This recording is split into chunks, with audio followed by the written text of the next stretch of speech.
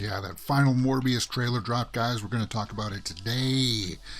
Guys, you're watching Mirror Domains Movie News live, your place for entertainment headlines. We're live Monday to Friday, 12 p.m. Eastern. Let me just get right into it by talking about that Morbius trailer that dropped this morning, guys.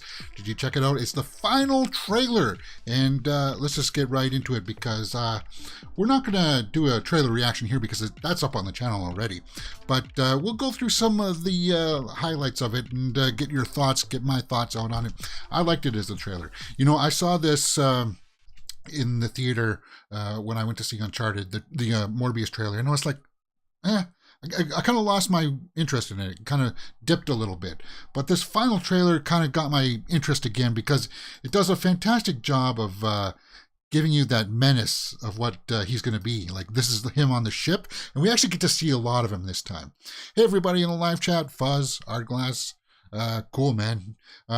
Yeah, so if you want to see my trailer reaction for this, it's up on the channel. I'll leave links to this in the cards above once this goes through its processing. But I like the trailer a lot because, as I said, my interest was starting to wane a little bit. And it just gave us a little delicious look into how evil or perhaps malicious he's going to be in this trailer, in this movie, the Morbius movie. Jared Leto, it looks like this is a movie where he's going to be just giving his all. And it looks like he's really invested in this. And it shows. It shows. I like the action sequence on the boat. It looks like that's going to be like probably the big action scene that opens up the movie. And then, of course, we got Michael Keaton in it. He's going to be playing Vulture. So this is going to be taking place in the Tom Holland Spider-Man universe. And cool. Yeah, I like this trailer a lot, guys, and I do recommend that you go check it out because Michael Keaton here, he looks like he's giving off that sinister vibe that we like a little bit from Beetlejuice, and it just kind of like that. He's always got that ability to turn on that kind of menace, and him teaming up with Morbius. My thoughts are that it has to be headed towards their version of a Sinister Six. And it shows the rest of the cast here in their promos. But we get a couple of really good shots of him here. He's fighting, looks like an army or something like that. And the big set piece, I think, is going to be the boat. This boat sequence that opens up the movie, where he after he goes out and gets infected with the vampire virus, then he takes out people on the boat. I think that's the way the plot goes. But guys, the Morbius trailer, I felt like it was pretty good. It was it did its job as a final trailer. It started to give me hype because now we're going to get a whole bunch of TV spots for this. And if you want to see my trailer reaction, guys, I'll leave that linked up in the cards above. You're watching Mirror Domains Movie News, your place for entertainment and movie news headlines. Guys, we actually do talk about the movie news headlines here. Let me take a look at what's on the schedule for today. We just talked about the Morbius trailer. We're going to take a look at the weekend box office numbers. The Batman embargo is lifted, so we got a ton of reviews that are going to come floating in, and we're going to take a look at the buzz. Guys, have you got your Batman tickets? I got mine, for sure. I'm seeing it Thursday, 6 p.m. So we'll take a look at the Batman buzz. The SAG Awards were last night. We'll take a look at that. It'll give us a little bit of a measure as to perhaps where the things are going for the Oscars. There's a new Moon Knight image out. Okay, with a new character, right?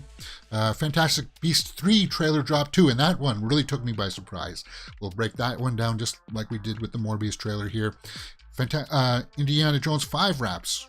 Okay, cool. That's really good. We heard about that last week.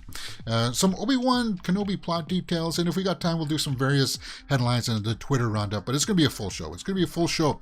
And if you are participating with us in the live chat, guys, I will always interact with you.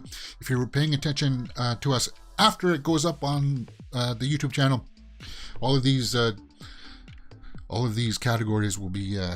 Subjects will be in time codes in the comment section in the description below. But talking about our live chat, let's just go in and talk about what Artglass and Fuzz have to say. Check out the Morbius transformation scene trailer. Wasn't highly viewed, but fantastic movement. I don't know if I saw that. I'll check that out for sure.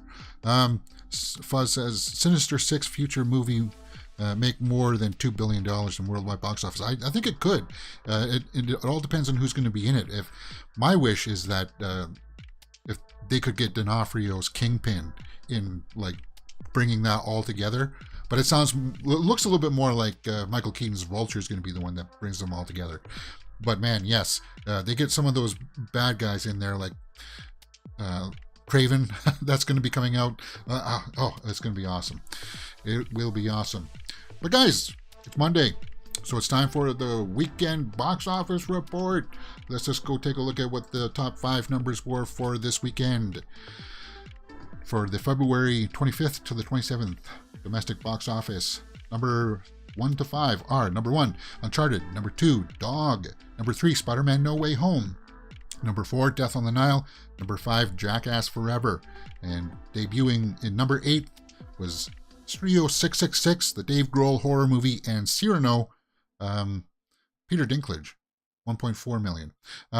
Let's just go over the numbers here, guys. I'm a little bit disappointed and bummed out that Studio 666 didn't even crack the top 5. I thought it would get enough buzz, but I was watching even Angry Joe show, and the people were like, and he was like, I don't even know what was coming out this weekend, and I wasn't even aware that this was coming out. So that was the buzz. People were not aware that this was coming out. And why is that on? Why is that not cropped? That should be cropped, guys. Maybe I didn't uncrop it. That should all be cropped. But let's just go through the numbers. Don't worry, I don't have anything salacious up here. Maybe it's because I have some display capture problems here. But it shouldn't be. My Chrome should be nicely cropped. Finishes this segment and then I'll fix it. Okay. Uncharted, number 1 with 23.2 million. Dog, 10.1 million. Spider-Man, 5.7 million. Death on the Nile, 4.5, and Jackass, 3.1 million. Now, let's take a look at the Uncharted numbers. That will drop this week because of Batman. It'll drop because of the Batman. But domestically, it's 83.3 million, and internationally, 143 million, for a worldwide take so far of 226 million. So it was a $125 million budget for Uncharted. It's definitely made its money back. It's going to be all in the green now. This is all profit now. And they talked about this is going to be for sure now going to be a franchise from the studio executives out there that said that this is a huge success. I like that a lot. So that's cool. Good. That's good news. What's not good news is Studio 666 making only 1.5 million. But it was in half the theaters, guys. It was only in half the theaters. And how many theaters was it? 2,300 to Uncharted's 4,275. So yeah, but it's about half the theaters. But still, it should have been more. Because, I mean, I had fun with it, guys. It was a fun little horror movie of the Foo Fighters. Even though it was just a touch long. I'm just bummed out that it didn't make as much as it... because it seemed like the guys put their money into it. A lot of their own money into it. And I felt like that was cool, that they did that. But like, come on, even Marry Me made more than that. And it's cool that Jackass Forever is still in there. Spider-Man No Way Home is still hanging in there with their numbers.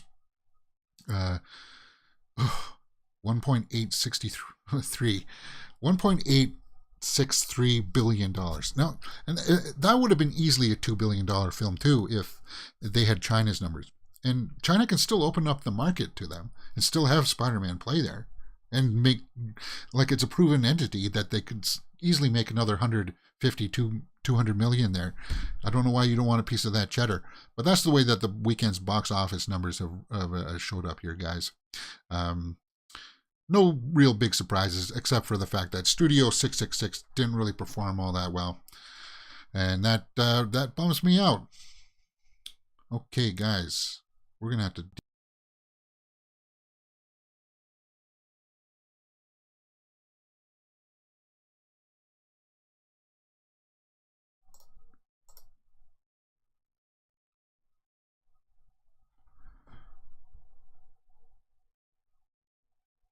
Okay, so we take off the Chrome.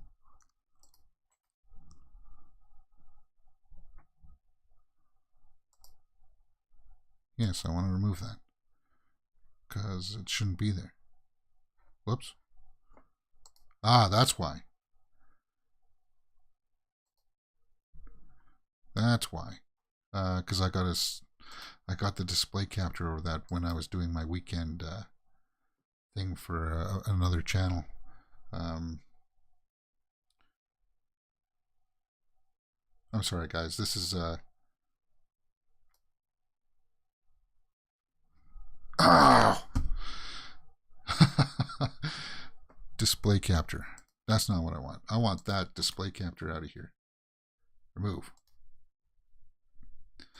And don't worry, I'll cut all of this stuff out once I go, once this gets edited later on. Just have to reorganize my web browser here. All right, that looks good. Let's continue on with today's show. Oh, I was hoping that this would go without any blunders. Okay. The Batman will still open in Russia, but what happens next? And this is another thing that's going on in the world here, guys. The Batman is going to open up in Russia, but apparently they're worried about it because the world has frozen a lot of their funds, and now the studio is worried that has to do with, what was it? SWIFT is something that they use for a lot of their banking, and the world is kind of frozen that. Global banking system, SWIFT, has been frozen, which is what the Russian distributors use. So it's kind of like, even though that we're going to give you the Batman this week, are we going to get the actual money out back from you guys if we give you the Batman? So it's kind of like, should they hold that back? Should they not give them the Batman? It is what it is. I think they should just pull everything from the slate from Russia. Just cut them off. And I know that sucks, but hey, and it punishes the people that are not really responsible for it. But you gotta inspire change somehow. And I don't want to get too much into the politics of it, but guys, this is a big thing that's happening in the world, and it does impact us even in our little movie fandom universe. And yeah, we'll talk about that for sure. Because I like to be cognizant of everything that's going on. But speaking about the Batman reviews are in, guys. The embargo dropped today, so all of your favorite reviewers are going to be talking about this movie, and you're going to get a good idea of what the buzz is. So we'll be looking at the Tomatometer, and let's just take a look at some of the reviews that have come in from some of my the more trusted sources. Stuckman and Jeremy Johns will have their reviews up, and then, of course, I follow Perryman Nemiroff. Those are my three favorite online reviewers that I trust, because you get the sense from them that they really love movies. They don't tell you that they hate something and then say, "Oh yeah, but I love the Batman," kind of thing. It's nonsense. Some people out there. But let's just take a look at some of the reviews from Joe Below here. Jimmy Yo has his review out, and they're fairly lengthy, and they maybe perhaps go into some spoilers that some people don't want. But I'll take a look at some of the log lines here that, like the quotes here that really stand out. The Batman opens up this Friday in theaters, and it's well worth witnessing on the big screen. And this comes from Jimmy Yo over at Joe Below. Guys, that's fantastic. And yeah, I do want to see this on the big screen. You just got that vibe that it's going to pay off. If you can see it in the IMAX, that's what I want to see. Perry Nemiroff's got her little short review, and she's got her review up on her channel too, so that's good. I'll be watching that later on today. Her tweet says, "The Batman far exceeded my expectations, even as a longtime fan of Matt Reeves. LOTS to love, like how specific this Batman feels to Pattinson.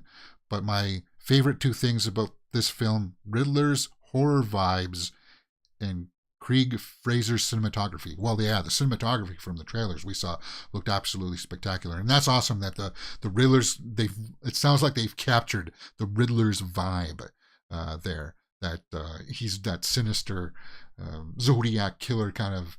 They captured that, and that's what we all got that vibe from the trailers, and looks like they're going to deliver that to us. That gets me hyped. The Batman review: Pattinson delivers one of the best Dark Knight movies. Best of the Dark Knight movies? Well, that's saying a lot, guys, because the Dark Knight, it's got to be one of the best. That's cool. This is from ScreenRant. May. I don't know what that last name is. Sorry. I'm not going to bog you down with, once again, their big review. But it's just, they go into some details here, and I don't want to go into too many things here that might spoil some people's anticipations. But she says the musical score is just something that stands out as something haunting. So the soundtrack sounds good. The cinematography sounds so good. The watchability factor from all of this sounds really good. So that's three of my major factors. The acting, they said, is good from the Riddler. Zoe Kravitz as Catwoman is magnetic. Fantastic. Batman is delivering. So the acting is good. That's and the directing sounds good. That's all five factors that I usually critique a movie by. That's getting really strong numbers. So when they say that this is going to be like a 10 out of 10 or a 5 out of 5, I believe it. I like just that tone, that vibe. What does MovieWeb here? Julian over at MovieWeb says, the Batman review, a stunning noir epic reveals the Dark Knight. See, yeah, and it's got that noir vibe, that 7-ish noir feel to it. It looks like they've done a fantastic job in capturing that, and that gets me hyped. That gets me hyped quite a bit. That's awesome. The Batman immediately grabs your attention. Fantastic. This just gets me really hyped. And this is good. This is good buzz. This is really good buzz to get going. Even though I feel, and I said last week, that the Batman is something that this is one of those movies, these huge movies that you don't really need to have these reviews out. Let's see what the Twitterverse says. Eric Davis, because it's people are already hyped. They want to see the Batman. I've seen the Batman, and it's a ferocious detective drama punctuated by moments of incredibly visceral action. And that's what Matt Reeves said. He was a little bit worried that some people may not they may be turned off by the detectiveness of this one. And that's going to punch all the thumbs up for a lot of people that really wanted to see the detective side of Batman. That's cool. Matt Reeves' direction is dark, deep, intense, and flooded with instantly iconic imagery. A live Batman movie unlike any we've seen. Brilliant and badass. Big recommend. Cool, man. Cool. IGN says Matt Reeves' violent, thrilling, darkly beautiful take on the Batman more than justifies its place in the franchise canon. 10 out of 10. So IGN is... Oh, wow. This is like overload. This is like huge overload and just positivity. And that just builds my hype. Today's been a huge day. We got the Morbius trailer, the Fantastic Beasts 3 trailer. We got all of these positive, over-the-top reviews saying that the Batman is just awesome. The Batman is unlike any other Batman film before it. The plot is grounded in reality, even more so than Dark Knight's trilogy. Tusher Nearest in the live chat says, do you think there will be time travel in Fantastic Beasts 3? Maybe by Hermione Granger? That would be cool. We'll take a look and break down the Fantastic Trailer 3 here in a little bit, and we'll talk about that. Yeah. So guys, you got the impressions here. It's good. The overall vibe is good. So I'm going to be refreshing the tomato meter here on a hourly basis to see where this goes. There's only one review in just right yet because I think the embargo just dropped here at noon. So this will go up. This is going to be like in the 90s, high 90s, I think. And same with the audience score. The 3-hour runtime is not going to be a huge issue. I don't think it's going to be. That's great. That's fantastic. Is that one review posted? Okay, what does Peter Canavesi from Groucho Review says, while retaining requisite elements of blockbuster action cinema, decidedly shifts the focus to Pulp Fiction. Really? There's a Pulp Fiction vibe from the Batman? Interesting. The Batman feels more like a Batman story than a Batman movie, and that's an achievement in itself.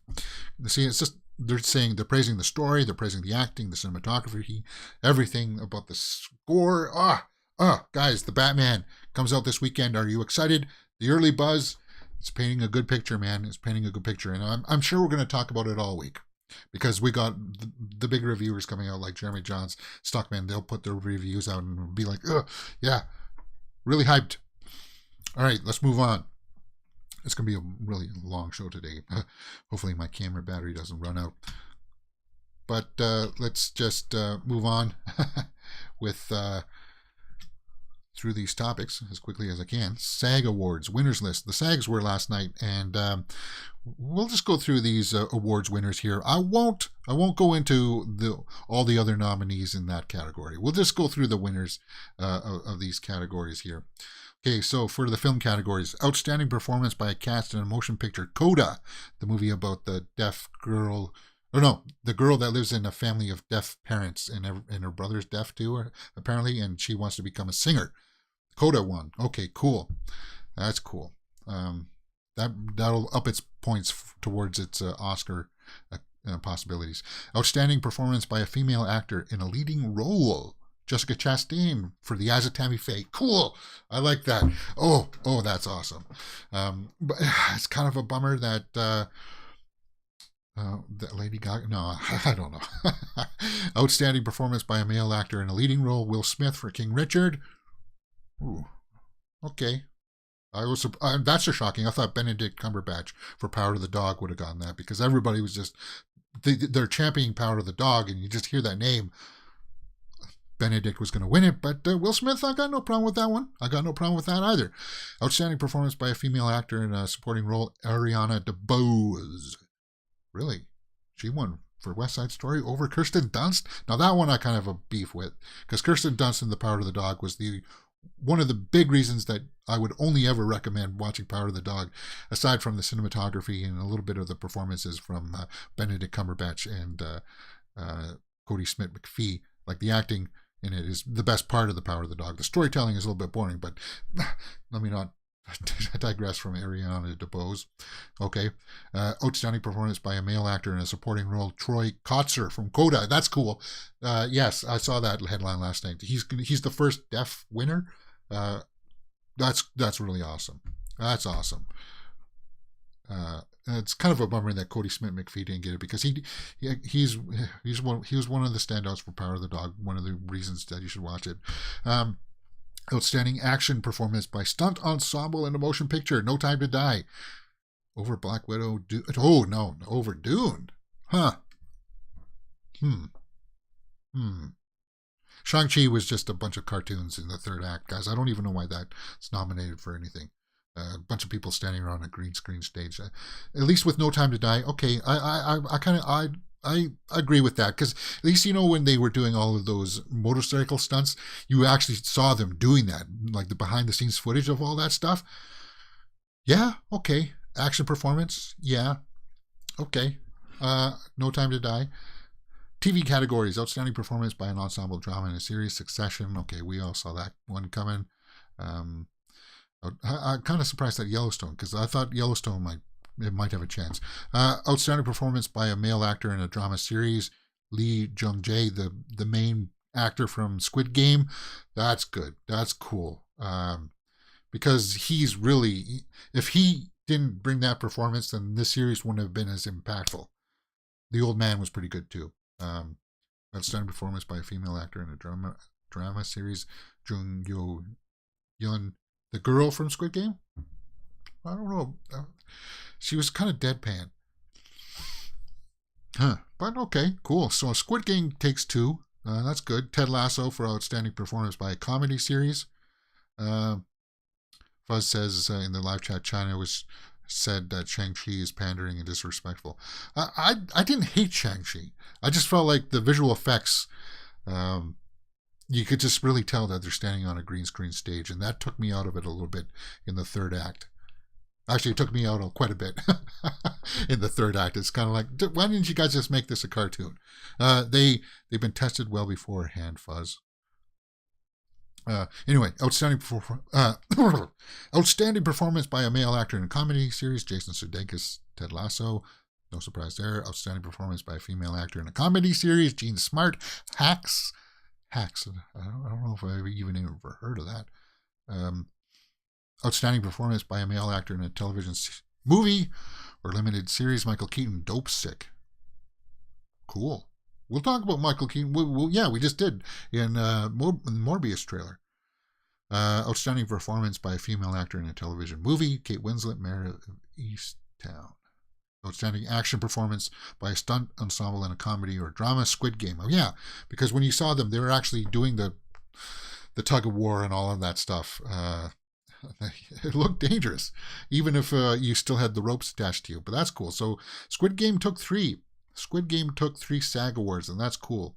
And I'm kind of the only one that I don't sort of agree with is Ariana DeBose. over Kirsten Dunst for movies. That's the only other one. And it was cool that Coda got some recognition for the SAG Awards. But that's how I feel about it, guys. Did you even watch the awards? I didn't. What was I doing last night? Oh, yeah, I was drawing a picture.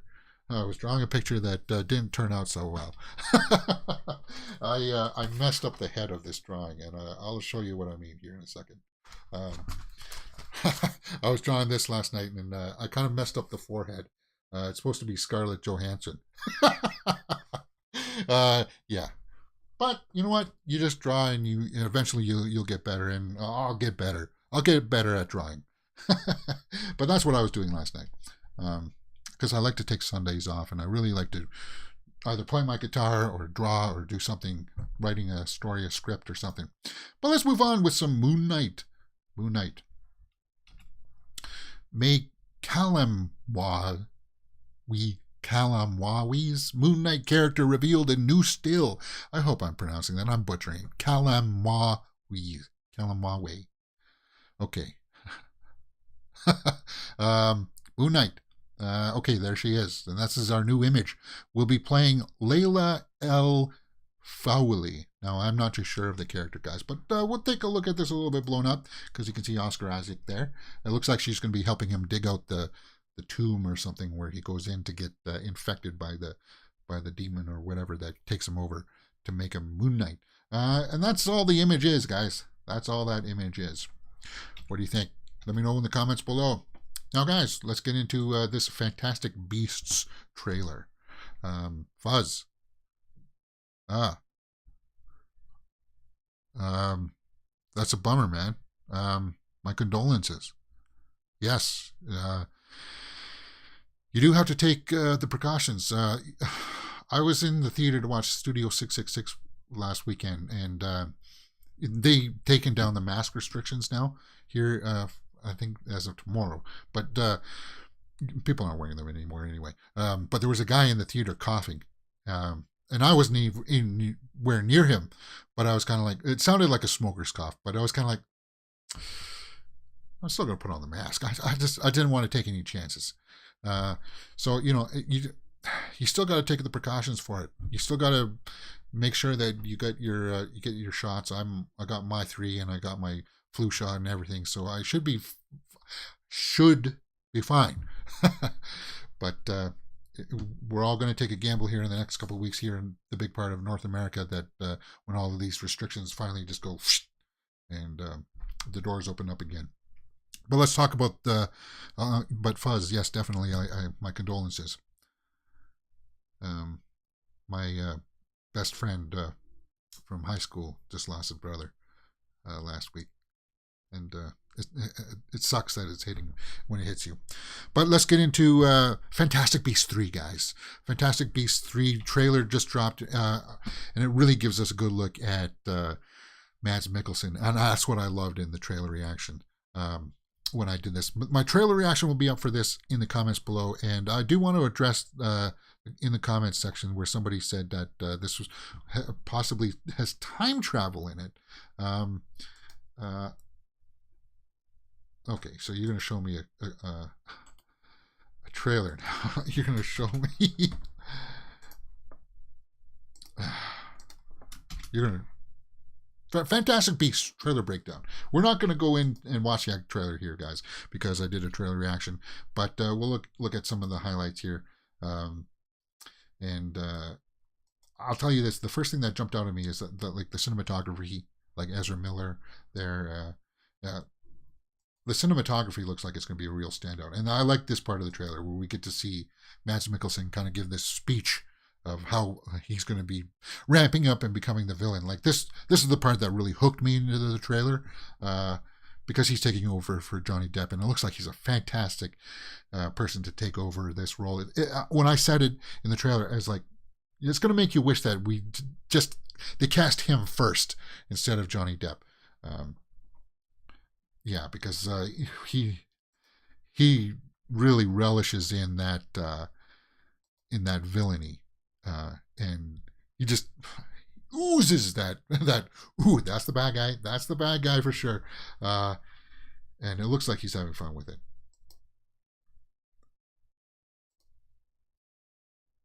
And as far as this cast coming back, yeah, the cast looks okay. I'm gonna have to go back and actually force myself to finish watching the second one.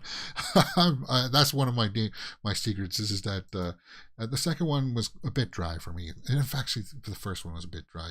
It bummed me out that Colin Farrell, that whole twist, because I was rooting for Colin Farrell to be part of this franchise because I'm a huge Colin Farrell fan, and that little twist, turning him into Depp, should have turned into this guy.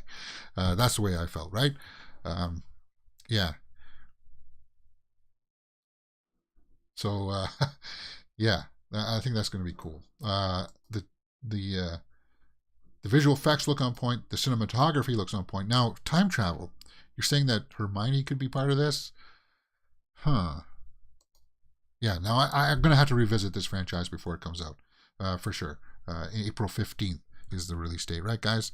I'll go back and revisit this for the theatrical release, and I'll be sweaty enough, hopefully, by then to figure out the secrets of Dumbledore, because I felt like the trailer was awesome. It gave you that epic vibe to it, like that scope, that grand scope of it, and that I felt was missing from the second one. What is some of the trailer?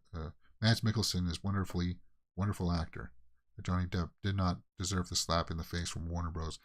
Yeah, okay, so some people are coming to Johnny Depp's defense in this, but Mads Mikkelsen he'll cover it, guys. Don't worry about that. Don't worry about that. He'll cover it.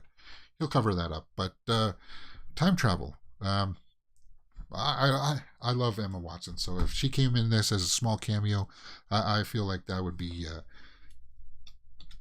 awesome, because those character posters were pretty cool too. Yeah, it definitely got me hyped. That's what I had to say. It got me hyped, for sure. Okay, guys,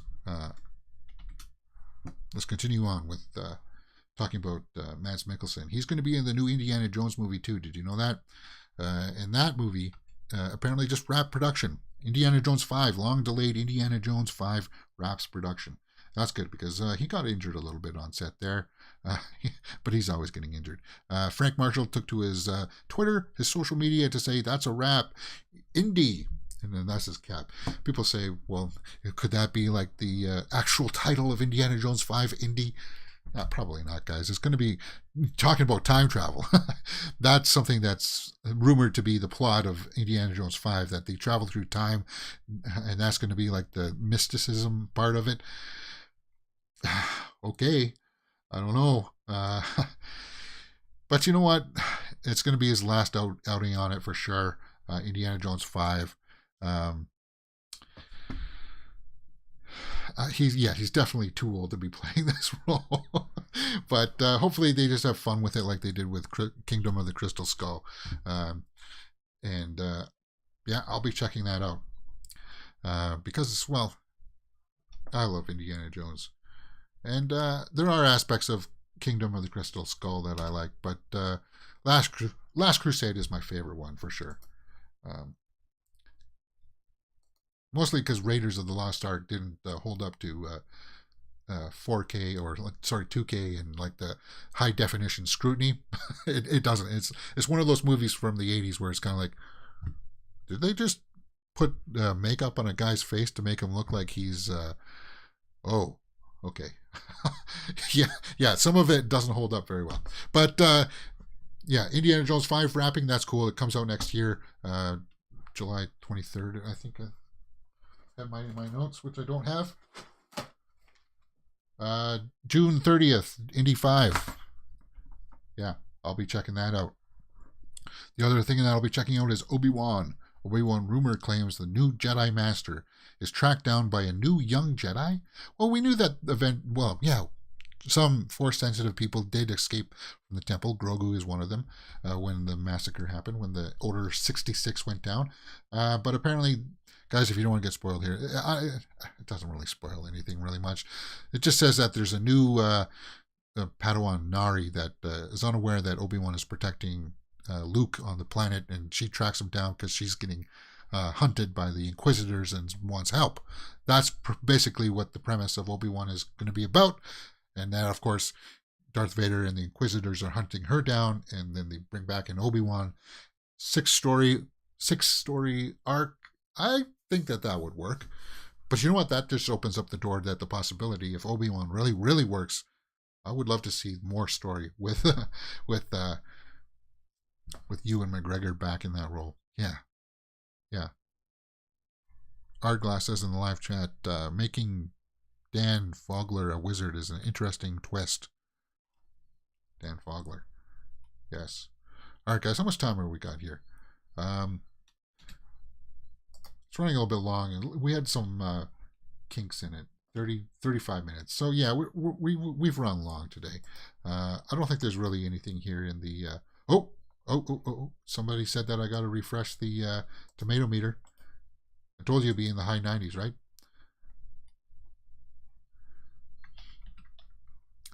Because we're on our Batman Vigil watch here. Yep, 16 reviews are in, 94% for the Batman. Awesome.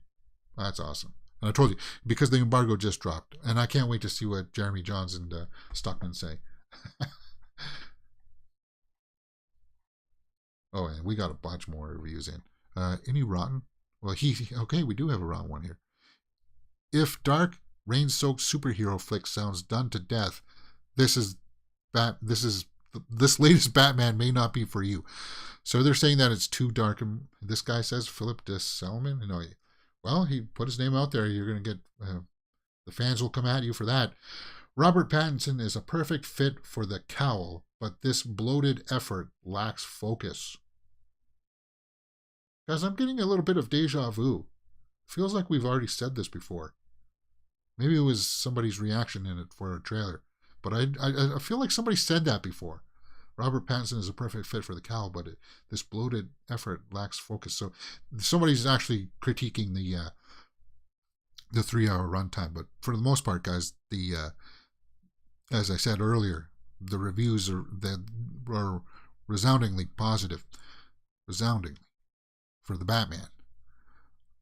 Fuzz says, I'm going to skip the Batman because Robert Pattinson doesn't do it for me because of his Twilight roles. And that's just what some people say. Yeah, they don't like him because of the Twilight roles. And it is a little bit of a secret of mine about my stance on Robert Pattinson.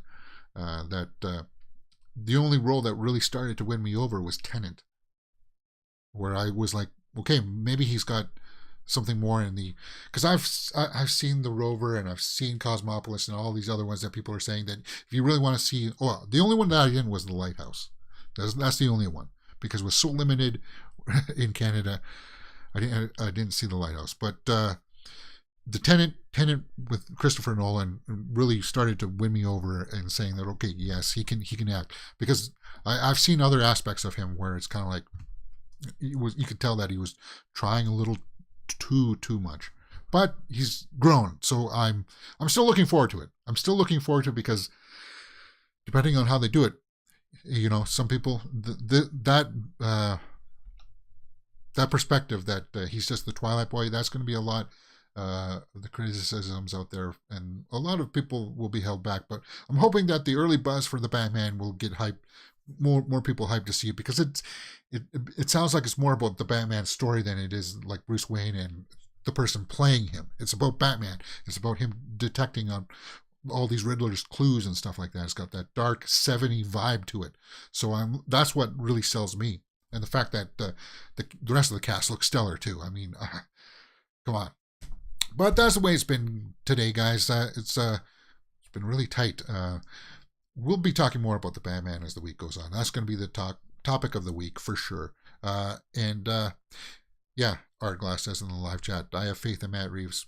Yeah, he nailed the monkeys, the apes movies. So he's gonna do well in this too, I think. And I think I'm still gonna be hyped for it, despite other people's opinions. I can't wait to get out of the theater and record my reaction for you guys. But that's the way it's been today, guys. I have a load of laundry in that I really got to go get out. Okay, join us tomorrow for more movie news and entertainment headlines.